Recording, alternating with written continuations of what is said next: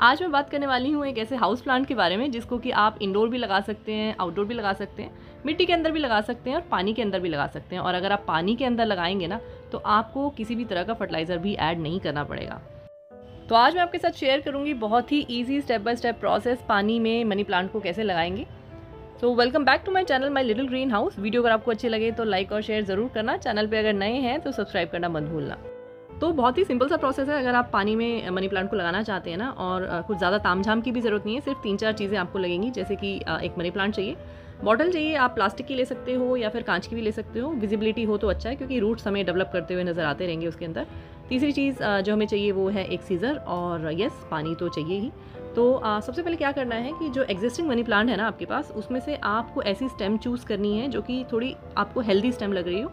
मतलब कि हेल्दी से मेरा मतलब है कि बहुत ही पतली स्टेम ना हो, और जिसके अंदर अच्छे से लीव जो है ना वो ग्रो कर रही हो, और जो लेंथ है वो आपको इस तरह से चूज़ करनी है स्टेम की कि जैसी आपने बॉटल है आपकी जितनी बड़ी, उसके हिसाब से आपको इतनी बड़ी लेंथ चूज़ करनी है। जब आप स्टेम चूज़ करेंगे कट करने के लिए तो आपको ये मेक श्योर करना है कि वो जो स्टेम आप काटने वाले हैं ना वो कम से कम आप 6 से लेकर 7 इंच तक की काटें, क्योंकि अगर आप उससे छोटी स्टेम लेंगे तो वो इतने अच्छे से ग्रो नहीं करेगी, या फिर सर्वाइव करने के चांसेस भी जो है ना वो भी थोड़े कम हो जाते हैं। और जब आप कट करेंगे तो आपको किस पॉइंट पे कट लगाना है वो सिंपल है। जहाँ पे भी 2 लीव्स आपकी हैं, 2 लीव्स के बीच में जो आपको जगह मिलती है जिसको नोड एरिया भी बोलते हैं, वहाँ पे आप कट लगा सकते हैं। इस हिसाब से आपकी जितनी भी रिक्वायरमेंट है उस रिक्वायरमेंट के हिसाब से आप स्टेम्स कट कर सकते हैं।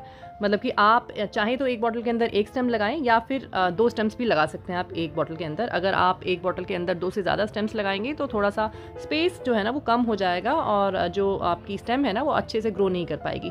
तो मेक श्योर कि या तो आप एक बॉटल के अंदर एक ही स्टेम लगाएं, या फिर मैक्सिमम अगर आप लगाना चाहते हैं तो 2 स्टेम्स आप एक बॉटल के अंदर लगा सकते हैं।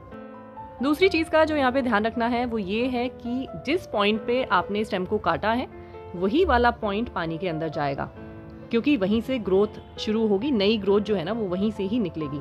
कई बार क्या होता है कि जो फ्रंट वाला पार्ट होता है स्टेम का, उसमें भी इतनी ग्रोथ नहीं होती, और जब हम काट लेते हैं जिस पॉइंट पे, ऑब्वियसली वहाँ पे भी इतनी ग्रोथ नहीं होती। तो जब हम लगाने लगते हैं ना तो दोनों पार्ट एक जैसे दिखते हैं, तो कई बार कन्फ्यूजन हो जाता है। तो इसीलिए आपको ये ध्यान रखना है कि जब आप लगाएंगे तो जिस पॉइंट पे आपने कट किया है वही वाला पॉइंट पानी के अंदर जाएगा। चलिए अब बात कर लेते हैं कि पानी जो आप लेंगे वो आप जिस भी बॉटल में आप पानी लेंगे ना, तो आप मेक श्योर करें कि वो 60 to 70% आप उस बॉटल को पानी से भर दें। और ये जो स्टेम आपकी पानी के अंदर जाएगी ये 3 से 4 इंच तक पानी के अंदर जाए।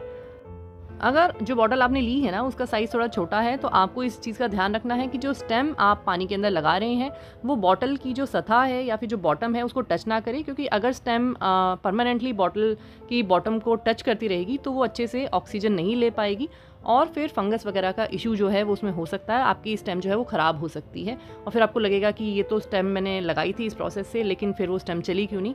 तो ये कुछ छोटी छोटी चीज़ें हैं जिनका आपको ध्यान रखना है। आप अगर इन चीज़ों का ध्यान रखेंगे तो आप देखेंगे कि जो स्टेम है वो बहुत अच्छे से ग्रो करेगी। आपका मनी प्लांट जो है ना वो बॉटल में बहुत अच्छे से ग्रो करेगा। अच्छा, जब आप स्टेम लगाएंगे तो एक और चीज़ का आपको ध्यान रखना है कि जो पार्ट पानी के अंदर जाएगा उस पार्ट के अंदर अगर कोई लीव है तो वो लीव आपको कट कर देनी है। मतलब कि लीव पानी के अंदर बिल्कुल भी नहीं जानी चाहिए, सिर्फ और सिर्फ स्टेम पानी के अंदर डिप होनी चाहिए। ऊपर का जो एरिया है जो पानी के अंदर इंसर्टेड नहीं है उसके अंदर लीव हो सकती है। तो देखिए कितना आसान सा प्रोसेस है पानी के अंदर मनी प्लांट लगाने का। और इस चीज़ का सबसे अच्छा बेनिफिट ये है कि अगर आप इस तरीके से लगाते हैं तो एक तो आपको कुछ मेंटेनेंस नहीं करना है, और दूसरी चीज़ ये है कि आप जितने चाहे मनी प्लांट मल्टीप्लाई कर सकते हैं। घर के अंदर इसको एस्थेटिक अपील बढ़ाने के लिए आप रख सकते हैं। ये जो आप सामने देख रहे हैं ये मनी प्लांट की स्टेम मैंने 2 महीने पहले लगाई थी, और आप देख सकते हैं कि 2 महीने में रूट जो हैं वो कितने ज़्यादा डेवलप हो चुके हैं। वैसे तो 10 से लेके 15 दिन के अंदर अंदर आपको रूट्स नज़र आने लग जाएंगे। जितना ज़्यादा टाइम आप रखेंगे उतने ज़्यादा रूट्स डेवलप होंगे, उतना ही जो आपकी स्टेम है ना वो लंबी होती चली जाएगी। एक चीज़ का आपको यहाँ पे ध्यान रखना है कि जो पानी है ये पानी आपको हर हफ्ते चेंज करते रहना है। अगर आप पानी को रूटीनली चेंज नहीं करेंगे तो ओवर टाइम जो आपकी स्टेम है ना वो ख़राब हो सकती है और ग्रो करना तो बंद कर ही देगी। खैर, तो इसलिए एक ही चीज़ का आपको ध्यान रखना है कि जो आपने स्टेम लगाई है उसका पानी आप चेंज करते रहें।